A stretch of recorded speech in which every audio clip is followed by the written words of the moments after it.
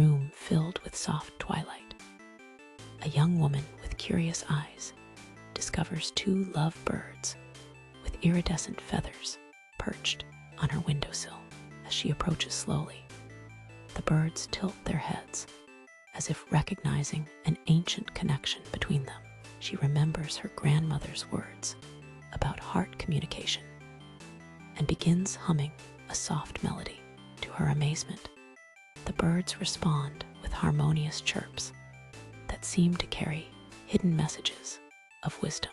Days pass, and she continues this ritual, but struggles to understand their deeper messages. During a stormy night, she watches the lovebirds bravely weathering the rain together. Huddled for protection, she opens her window and invites them inside.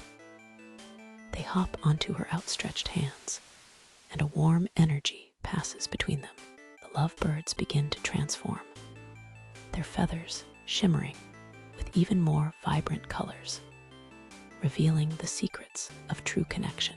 With tears of joy, she thanks them for their wisdom. They nuzzle against her cheeks, sharing their unconditional love.